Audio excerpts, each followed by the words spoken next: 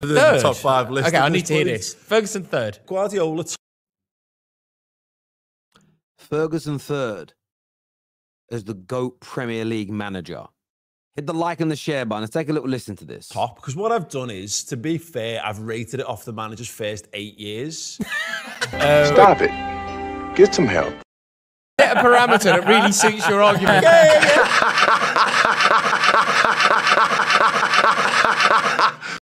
Is Guardiola top because ultimately he's won absolutely everything.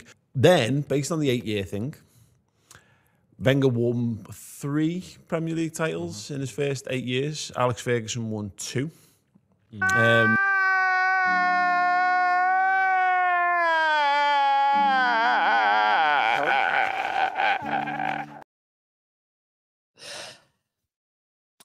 Wait. Look, this is obviously a joke. This has to be a joke. This has to be a joke. It has to be. Come on, 8. You make some really good content, but this can't be real. Why 8 years though? You can't do the 8 years. That's how long Jurgen Klopp's been in the league for. I don't think. Because by that logic, can I do this first 2 years? Because then Mourinho. Look, it is funny, and I know it's all a little bit of fun and game, but you know what's crazy? A lot of football fans won't see it that way. They go, yeah, that's true. They remove the context of what Fergie had to build and where Man United were when he took over. A very different circumstance to Arsenal, very different circumstance to Liverpool, and a very different set of circumstances to Manchester City. I know it's a little bit of fun. I know it's a little bit of fun and games, but my word, I never heard more waffle in my life. Plus, it's Premier League GOAT. And Fergie won the first ever Premier League in the first year it was there. But listen, this is a man that keeps getting disrespected, and it's okay to have a little bit of fun. But it's when that fun gets turned into seriousness. It's a madness. And as a result, and Mourinho ultimately wasn't there for anything like 8 years, so he goes down the bottom, obviously. That's a given. And then Jurgen Klopp, if he manages to win a league title this season, given everything that he's had to fight against, every other major trophy that he's won, which is every major trophy, he would be the best. He would be the best, and that's what this is. This is a Liverpool fan's attempt at getting Jurgen Klopp to the top. So it's changing the parameters of the debate, framing it in a particular way, and then doing the age-old. Well, he's had less of a budget than Pep Guardiola. He hasn't had as much money to spend as Sir Alex Ferguson did. So therefore, he absolutely must be above them, even though his own logic falls apart because he'll have less Premier Leagues than Arsene Wenger, who won 2 doubles in his time and went invincible. Yes, there's no European Cup, but there's more domestic trophies within that, as many big trophies, and he did doubles, and he did an invincible. But listen, who am I to judge the great logic of a Liverpool fan here?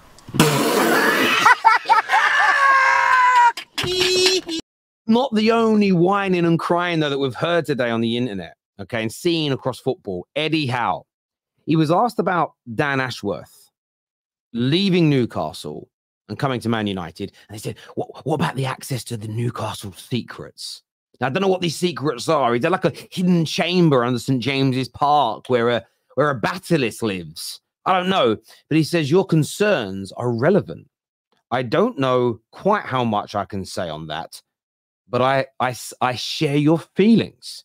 He said, and that is why I say he is in a position of power with a lot of intelligence and information. That's why it's a slightly unusual situation.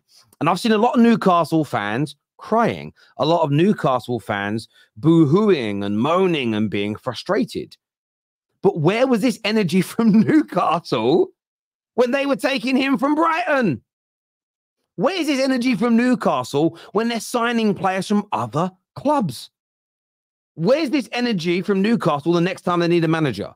I hope Newcastle fans never hire a manager who's at a club they're competing with, but either domestically or on an international scale.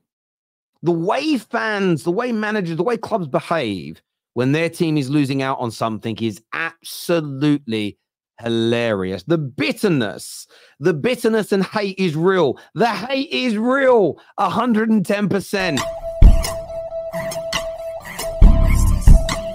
comparison, if we can, between the young talents that we see in the Premier League, for example, and those that are playing in the Champions League as well. And you were saying earlier on, Phil Foden, in the Premier League, 23 games, 8 goals and 7 assists. And we're saying that Phil Foden is world class at this point.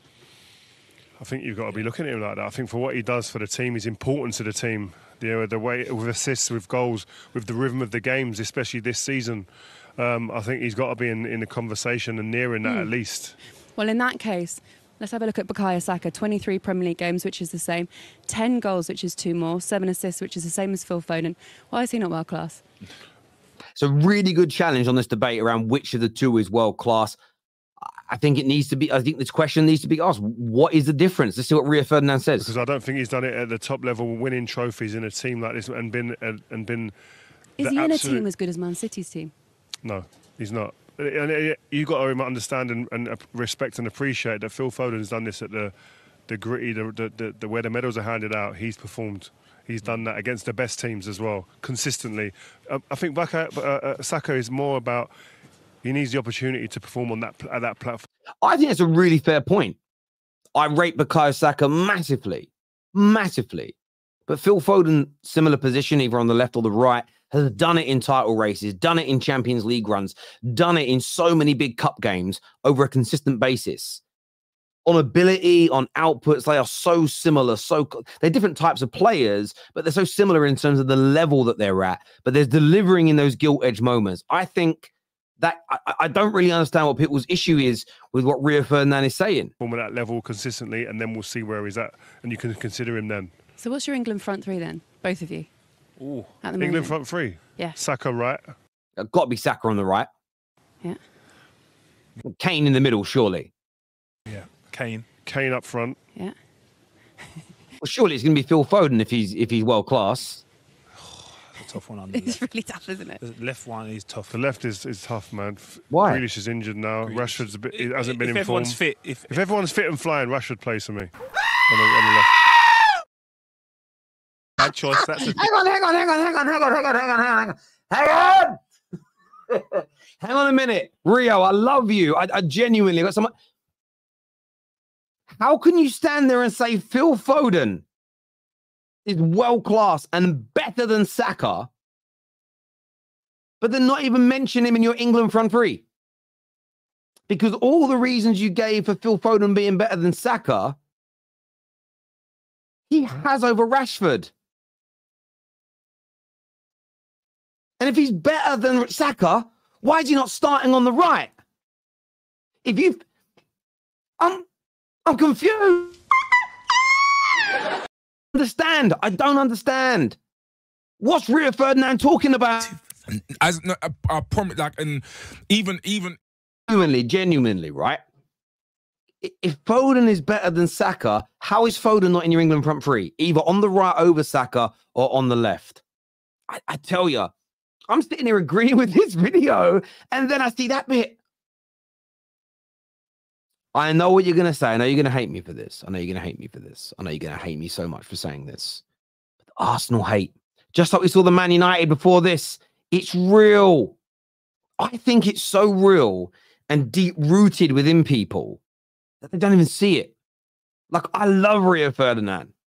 This guy is a legend of my football club. I love the punditry work that he's done. I love the YouTube channel that he's built. I think he's phenomenal. I've watched his documentaries, brilliant father. This is wild. This doesn't make sense. You have to pick Foden over Saka, or at the very least have him in your England team. You have to.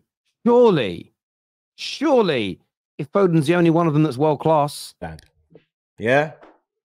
You got bodied from start to finish, blood. Yeah? I don't know. The world's crazy now. You've got Newcastle fans moaning about people being poached when they've spent the last 2 years poaching people. You've got Liverpool fans trying to pretend that what Sir Alex Ferguson did, it wasn't great. It's third best in the Premier League. And Rio, my beloved Rio Ferdinand, saying that Foden's... By the way, he's also saying that Harry Kane isn't world class. Jude Bellingham right now can't be world... In fact, there's one world class player in the team. Or John Stones, Carl Walker. They're the only two. I don't know. It's a madness world. Listen, hit the like button. Please make sure you're subscribing. And I'll see you all again soon. Peace.